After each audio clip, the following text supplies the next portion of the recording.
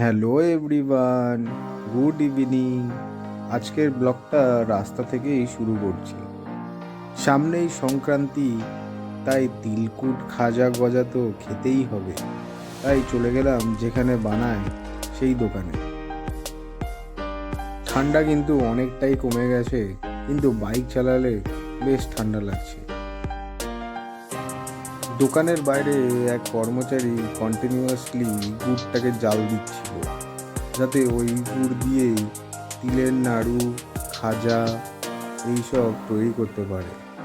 আর দোকানের ভেতরে কিছু কর্মচারী তিলগুলোকে ভালো করে বেছে, ভালো করে ঝেড়ে রাখছিল, যাতে তিলের নাড়ু, খাজা তৈরি করতে পারে। আর কিছু কর্মচারী তিলগুলোকে প্যাকিং করে নিয়ে এসে সামনের দিকে বিক্রি করছে।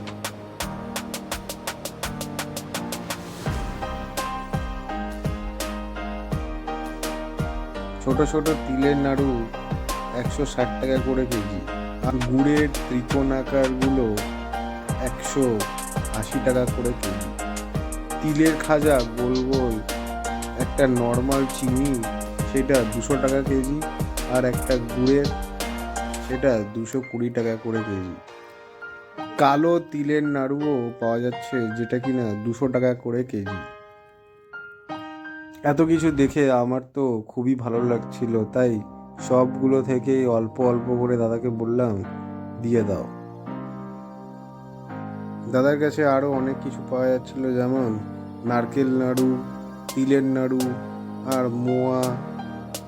এইগুলো দেখার পর আমি এখান থেকেও এক দুটো প্যাকেট নিয়ে নিলাম। এত কিছু দেখে আমি সবগুলোই অল্প বিস্তার নিয়ে নিলাম। এবার তোমরাই কমেন্ট করে জানাতে পারবে আমাকে যে দাদা দাম বেশি নিয়েছে না কম নিয়েছে। তোমাদের ওখানে দাম কম নাকি আমাদের এখানে দাম কম? সংক্রান্তি মানেই শুনেছি সকাল সকাল স্নান সেরে তিলকুট দই চিড়ে মেখে ভালো করে খেতে হয়।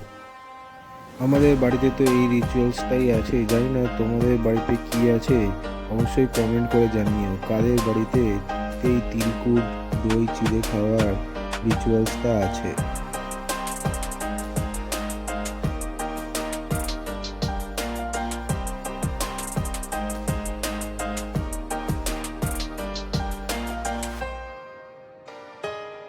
এদিকে সব গোছানো কমপ্লিট, দাদা আমাকে একটা ব্যাগে ভরে দিয়ে দিয়েছে।